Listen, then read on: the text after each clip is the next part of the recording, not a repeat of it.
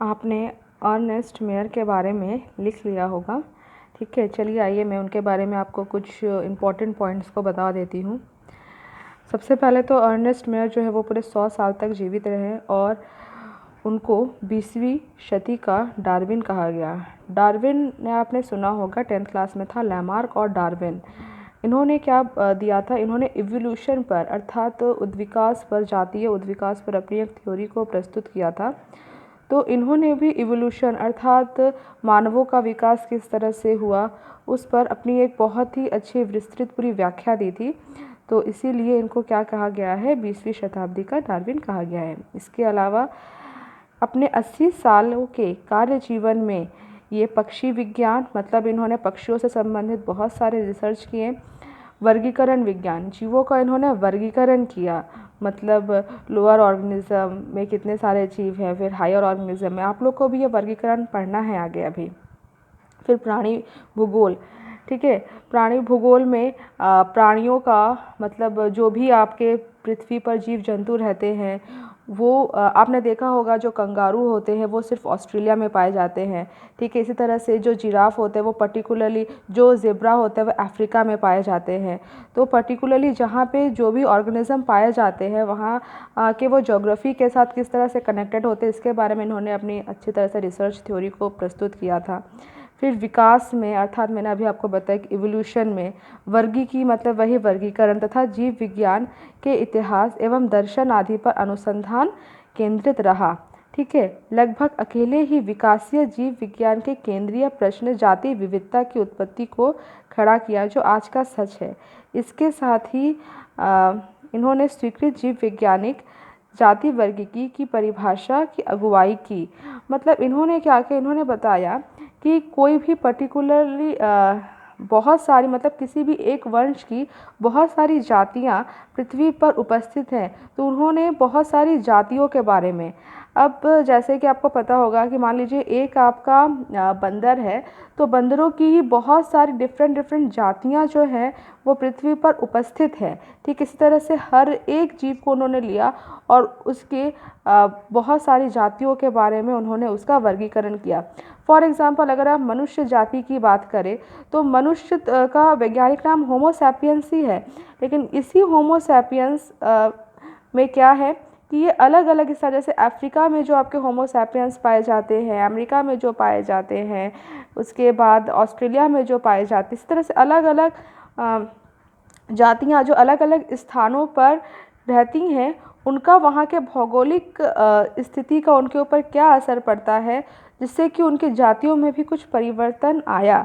ठीक है, तो उसका उन्होंने बहुत ही अच्छे तरह से उसको डिस्क्राइब किया।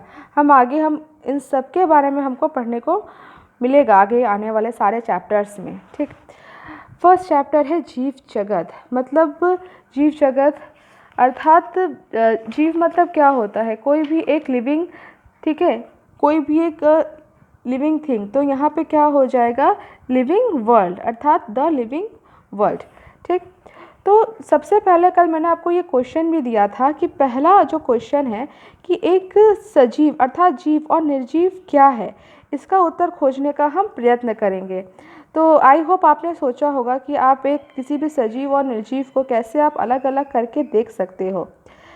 तो सबसे पहले तो जीव क्या है। एक जीव की परिभाषा हम नॉर्मली वही देते हैं कि जिसमें वृद्धि हो, जनन हो, पर्यावरण के प्रति संवेदना हो और उसके प्रति वो अपनी क्रिया कर सके। ठीक है, और उसमें वो उपापचय होता हो, वो स्वयं की प्रतिलिपि बना सकता हो, स्वयं को संगठित कर सकता हो। ठीक है, तो इन सब को जोड़कर एक साथ हम क्या बोलते हैं, एक जीव बोलते हैं, अर्थात सजीव हम इसी को कहते हैं। आइए इसको हम और भी ब्रॉड तरीके से समझने का प्रयत्न करते हैं। सबसे पहला है कि हम किसी भी सजीव की परिभाषा देते हैं कि एक सजीव वो है जिसमें कि वृद्धि होती है, अर्थात जिसमें कि ग्रोथ होता है। क्या सच में हम उसको सजीव बोलते हैं? आप सबको पता है कि जो भी एक सजीव होता है वो सेल डिवीज़न द्वारा क्या करता है, अपनी संख्या में वृद्धि करता है। जब कोशिकाओं की संख्या में वृद्धि होती है तो कोशिकाओं की संख्या में वृद्धि होने के साथ साथ उसके भार में भी वृद्धि होती है। ठीक है, तो हम तो ये बोल सकते हैं कि ये सजीवों का निश्चित और अच्छा सा एक लक्षण है, लेकिन नहीं। आपने देखा होगा कि जो पर्वत होते हैं या रेगिस्तान के जो टीले होते हैं उस पे भी तो वृद्धि होती है। जैसे यहाँ पे लिखा हुआ है कि निर्जीवों के भार में भी वृद्धि होती है। वो कैसे? मान लीजिए कि एक रेगिस्तान के ऊपर एक रेगिस्तान का रेत से बना हुआ एक टीला है। टीला मतलब एक छोटा सा एक पहाड़ रूप में उसका एक शेप आ गया है, और जब उड़ते हैं तो उस टीले के ऊपर, मान लीजिए ये आपका एक छोटा सा टीला, इसके ऊपर और आके रेत चढ़ता रहे और आके रेत चढ़ता रहे, तो क्या होगा? इसके भी भार में तो वृद्धि हो रही है ना। ये भी तो अपनी ऊंचाई, लंबाई, चौड़ाई में तो वृद्धि कर रहा है। तो इसका मतलब ये है कि वृद्धि को हम जीवों का एक निश्चित लक्षण नहीं मान सकते। अब आइए दूसरा देखते हैं। फिर क्या है कि जनन जीवों का एक क्या उपयुक्त लक्षण है? जनन, हाँ भाई, जनन तो केवल सजीवों में ही होता है, लेकिन अगर जनन को हम जीवों का एक निश्चित लक्षण मानते तो बहुत सारे कुछ ऐसे भी जीव होते हैं जैसे खच्चर, बंध कामगार, मधुमक्खी, या ऐसे जो भी मैरिड कपल्स होते हैं जिनके कि बच्चे नहीं होते हैं, तो उनको क्या हम सजीव नहीं बोलेंगे? ठीक है, तो इससे हमें यह पता चलता है कि जो जनन है, जनन क्या है, वो भी सजीवों का एक निश्चित लक्षण नहीं है। नेक्स्ट आते हैं हम उपापचय। अब उपापचय को देखते हैं, क्या ये सजीवों का लक्षण है?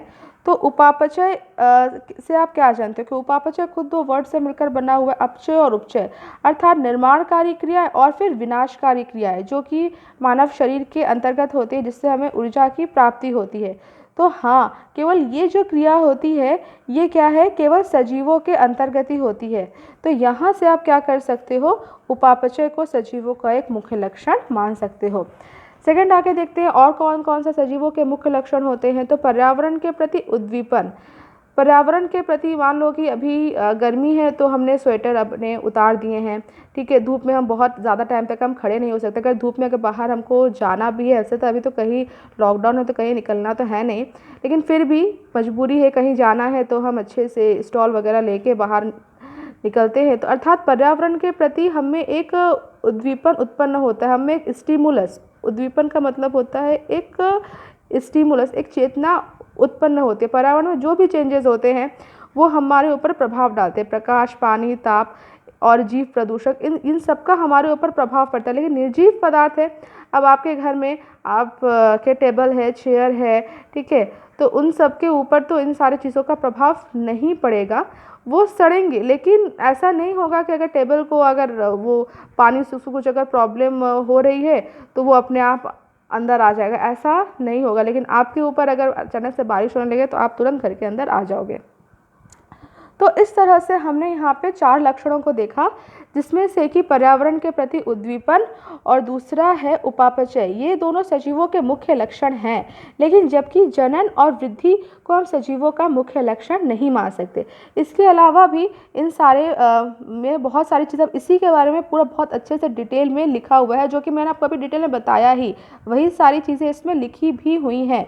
तो मैं आपको इसका अभी फ़ोटो भी भेज देती हूँ, आप अच्छे से उसको पढ़ भी लेना, और साथ ही साथ मैं अपने द्वारा तैयार किया हुआ नोट्स भी आपको भेज देती हूँ। वो नोट्स भी आप अच्छे से लिख के प्रिपेयर करते रहो, ताकि जब स्कूल खुले तो हमको फिर से ये सारी चीज़ों को फिर से एक बार पढ़ने की ज़रूरत ना पड़े।